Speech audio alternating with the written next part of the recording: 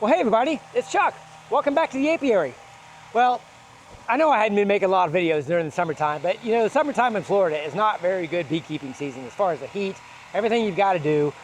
After I extracted my honey in late June, I really just kind of set it and forget it, with one exception. I did do an entire requeening with my bees from Corey Stevens, Sourwood Farms, and some Golden West queens.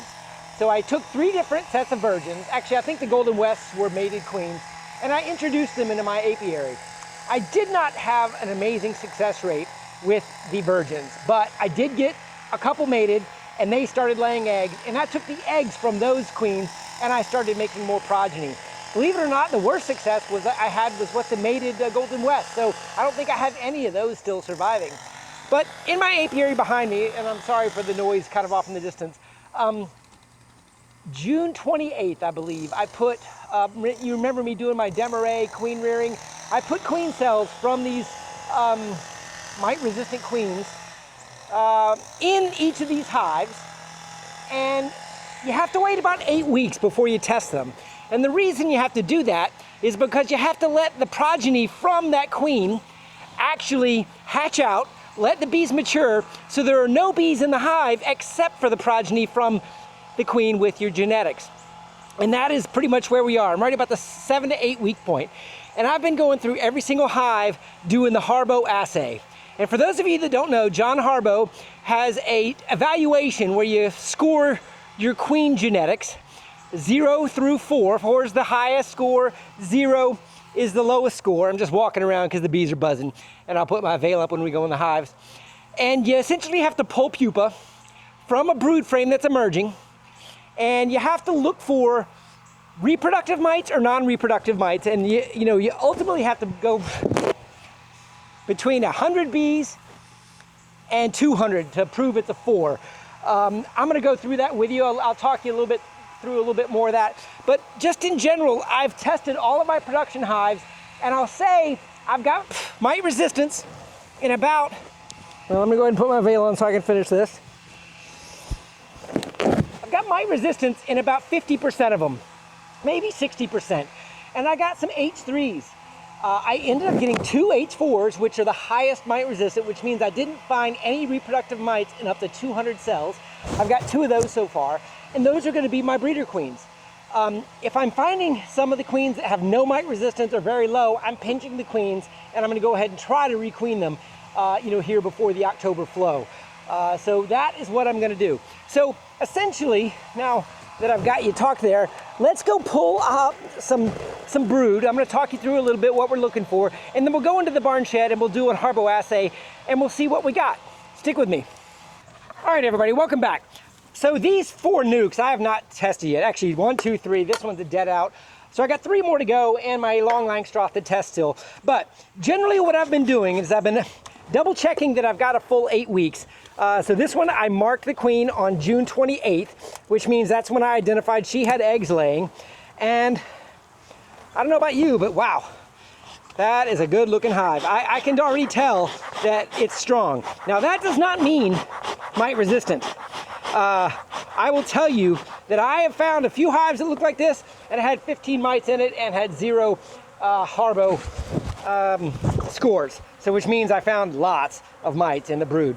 Now, I am going through and looking for the queen, and I'm caging her.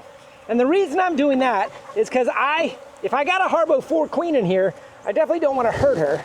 So I kind of want to be very careful here on looking for the queen before I do the test. Wow, we even got some brood comb in here, which is great. So, quick check looking for the queen.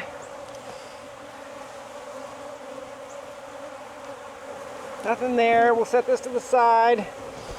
Lots of bees in this nuke. Of course, I'm disrupting them.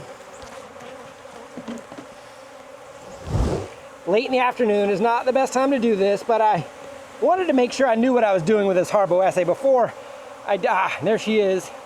And she's covered in a little bit of honey. I hope I did not hurt her. Did I slime her a little bit? I think she's okay. But she is covered in a little bit of honey, and that's what I mean with being careful with your queens.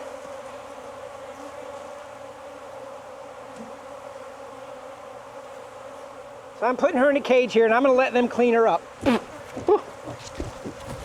to be in here because that didn't zip up. Wow, that was dumb, Chuck. Got to be in my bonnet because it didn't zip up. All right, so now I'm going to do a quick mite check here. Let you guys watch that.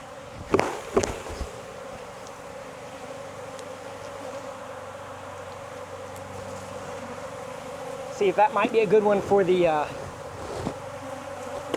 emerging brood or not.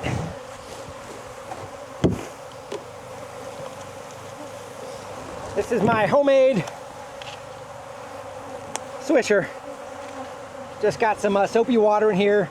Now this mite check is not really required to do the assay, but what I've learned is if they've got a lot of mites, they don't have any mite resistance. If they got 2, 3, or 4 mites in here, you know, 1%, 2%, you might have some resistance. That's what I've learned so far. This is kind of a sneak peek, I guess you could say, onto what I'm going to be finding in here. The last one I did this, that nuke right behind you there, 15 mites. I said, uh-oh, there's no mite resistance in here. And my assay, I found, you know, 5 cells with mites in them in just a few cells. So it definitely was a good indicator that there was no mite resistance.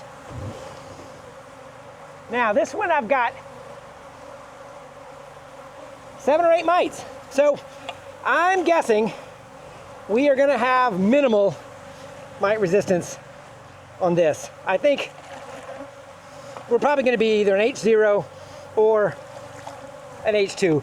All my good ones have been 2, 3, or 4 mites. I don't think I've had a really good one with 8 mites yet. Okay, so now got my queen here. Hopefully she's fine. We may end up pinching her anyway. So now we need to find a brood frame with hatching brood, because the pupa have to be of the right age. Purple-eyed stage. We're going to talk about that a little bit inside, because you have to give the mites the time to mature. Yeah, this late afternoon shaking up the bees is not what the bees want. Still got about 3 or 4 in my bonnet.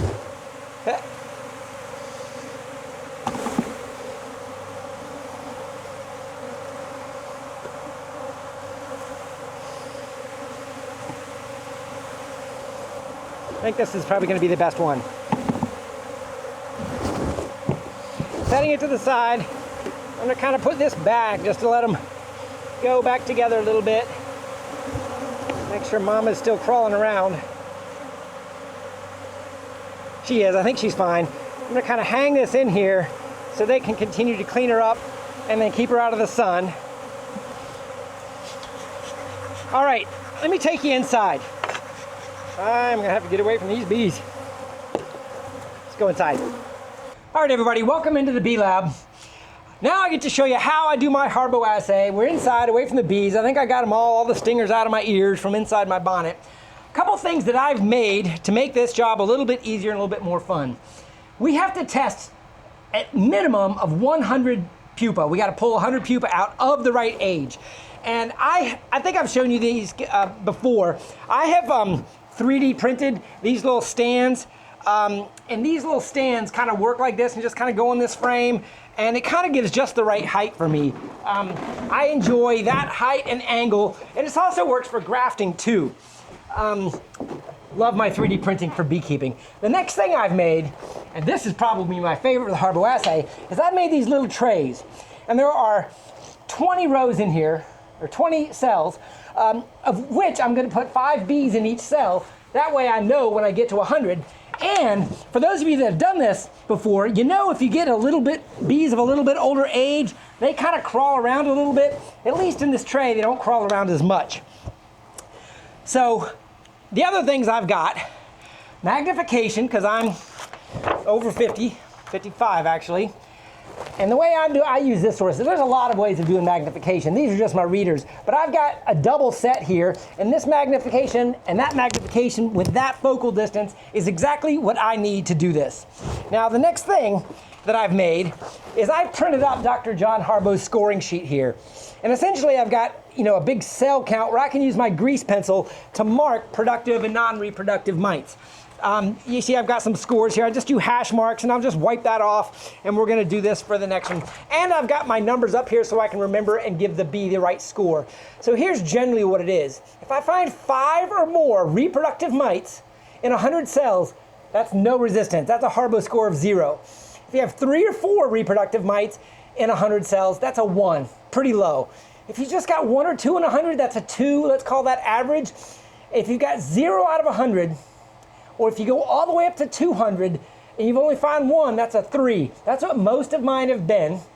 And then if you've got 0 mites found in 200 cells, you can call it a 4. So in order to get a 4, you've got to go fully up and do 2 sets of these trays to get 200 pupa out looking for non-reproductive mites. Now, I got to tell you, the pictures of reproductive mites are few and far between, and I don't think I'm going to be able to get great pictures with this camera. I have made a few that I might be able to put when I find some to kind of show you, but I also want to just point you to Dr. Harbo's page of what a reproductive mite is. A reproductive mite is essentially a foundress mite, the typical dark copper colored mite with a few little white mites in there. Typically one male that's much, much smaller, and then 1 or 2 kind of a pale white or maturing, which means they're getting darker, young females that are the same oval shape as the foundress female. So what we need to do is we need to go find some hatching pupa. Now see right down here, I've got one just crawling out. We can pull that one out because she is just starting to hatch. And effectively you pull her out, and before you look away, you put a light in there, and you can use a flashlight. I was using a headlamp light before to and you just gotta look in the bottom of the cell, and you look onto the bee for any sort of evidence of a mite. So there's nothing there on that one. And then you just keep on going. It takes about 20 minutes once you're kind of know what you're doing to find and pull 100 cells.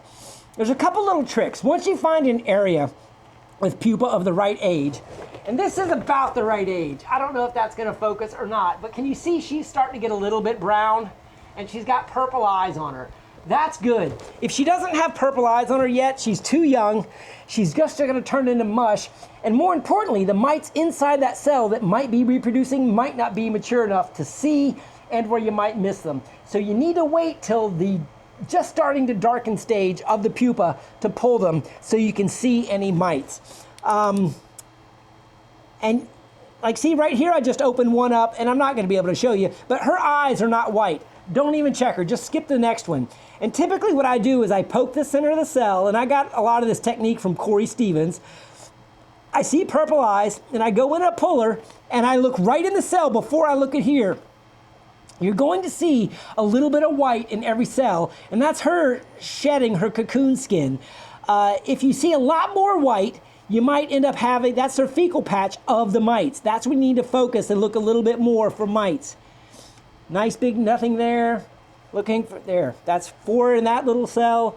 Let's go to the next one. Nope, that's not mature enough. Let's go to the next one. Pull her out. Nothing. And look, there's 5 in my little tray, and we'll go on to the next one. All right, I'm gonna skip ahead and just let you guys watch me do this fast forward. If I see something to talk about, I'll be sure to stop.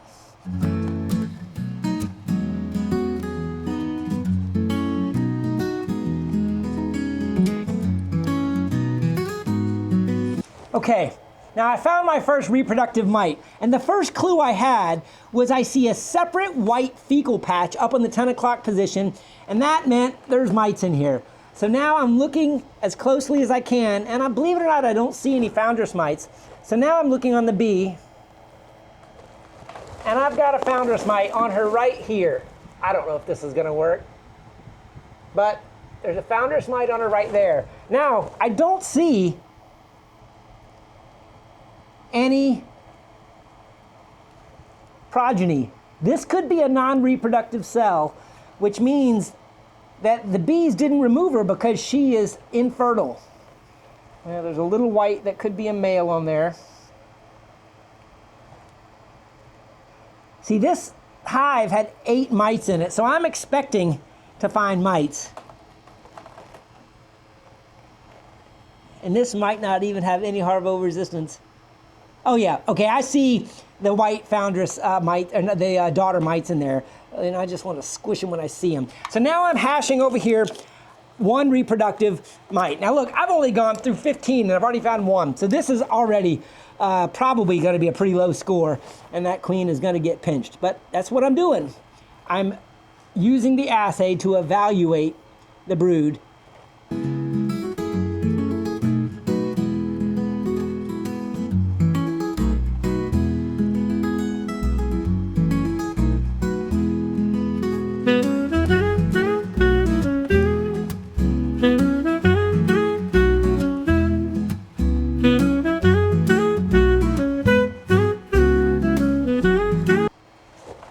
Got another one. Yep, that's 3. No, that's 2. Halfway there.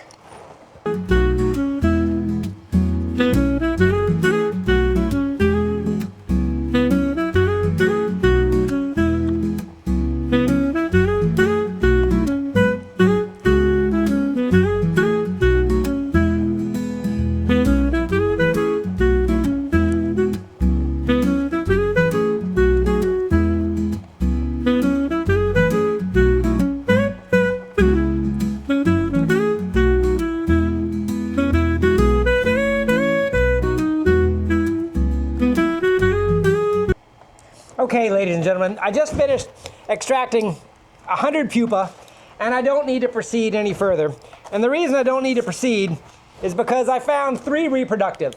So if you find 3 or 4 reproductive in 100, that's a Harbo score of 1. That's got a little bit of resistance, but not much. I am not going to keep a 1 queen in my requeening process. If this was the only queen you had and you didn't have time to reproduce, it would probably be fine. There's a little bit of resistance. I only had 8 mites in the hive, so it wasn't really that bad. But you know, you can treat this or whatever. But I'm going for a requeening process to try to get at least 2s or higher in every hive, and preferably only 3s and 4s. So I'm going to be pretty aggressive on culling these queens while I still have a little bit of time to get it done. So. Yeah, and I just knocked over all of my pupa. But my little trays work out pretty good. I am going to put a link to the Harbo assay source document from Dr. John Harbo in the description of this video. I also, if you guys are interested in this little thing, I'll probably put a copy of it up on Thingiverse, and I'll put a link of that here in the description of this video also. So yeah, this is how you assay your queens to verify the mite resistance that is being presented in the Harbo assay. There's a lot of different ways of determining mite resistance, but I'm going with this one because I can do the test myself. It doesn't require any expensive equipment or chemicals to test, as far as like the UBO being another alternative for testing.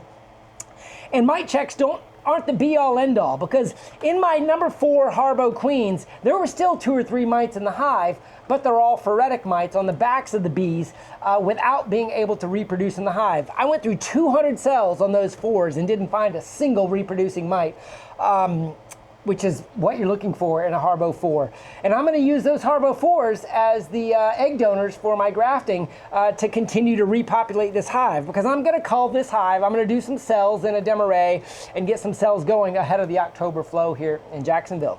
So yeah, that's how you do the Harbo assay. That's me trying to get my queens to be, I'm going to say treatment-free if I can. If I got a hive I need to overwinter, I'm not going to let my mites get out of control, but I think I'm going to be requeening as often as I can from my nucleus colonies into my production hives, and then just culling queens as I can, because I usually have an excess. Anyway, let me know what you think. I appreciate your support of the channel. Sorry I hadn't been around much this summer, but you know, got to get your bees ready for winter, and this is how I'm doing it with my queen. Have a great day, everybody. We'll see you next time. Hey guys, it's either me from the future or I decided to record a little bit more. I thought I was done with the video after doing one of those, and I only got a Harbo 1 on that one. I went back out and tested another one, and this was a progeny from a Sourwood Farms queen, and I had 0 mites on the mite check. So I'm actually very hopeful. That 0 mite check and to see what we get on this Harbo assay. I'm probably not going to talk as much, but I'm going to go through it, let you watch me do it at fast forward, and then we'll talk about what we see. Stick with me.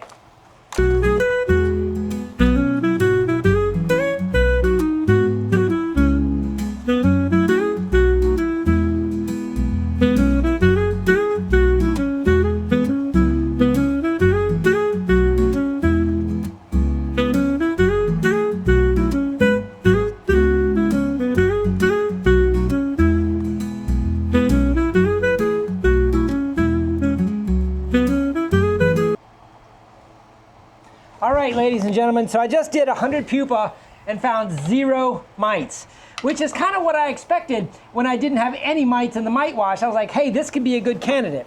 Now, on the Harbo assay, you have 2 choices. I can call it a 3 right now and stop looking, or if I want to call it a 4, I've got to do another 100. And I'm going to flip the frame around just to kind of give a little bit of diversity into the pupa I'm pulling.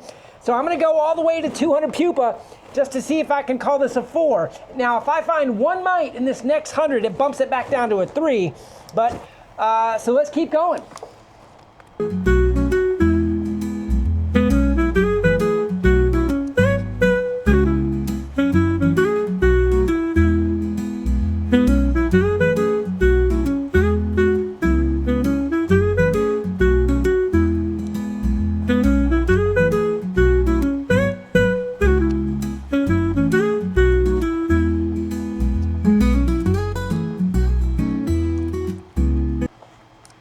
All right, ladies and gentlemen, we did it. 200 pupa pulled, 0 mites. This is a Harbo 4 queen that came from Sourwood Farms, and these are the eggs of a new mated queen I made from her. So the genetics can be passed down in the 1st or 2nd generation. So a Harbo 4 queen does not allow any mite reproduction in the cells. There can be mites in the hive, but they just kind of come in and go, but they can't reproduce, so the mite numbers stay low. This is my new strategy. So Harbo 4 queens are going to be my breeder queens that I use to make my own queens, to reproduce and to requeen my hives, and then only go from there forward. Some of you may wonder, when was the last time I treated? I have not treated it at all since January or February, and it's August now. I haven't done any strips, I haven't done any vaporization, I haven't done anything, because I knew I was going to be doing this Harbo assay.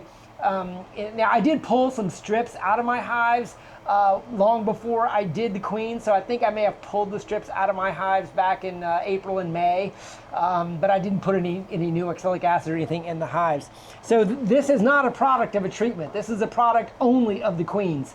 And I just checked a frame with you, and I found 5 mites right away. So that is a dark contrast in just 2 different queens and 2 different nucleus colonies, and drastically different. I pinched that other queen, and this one's going to be marked for a breeder, Harbo 4.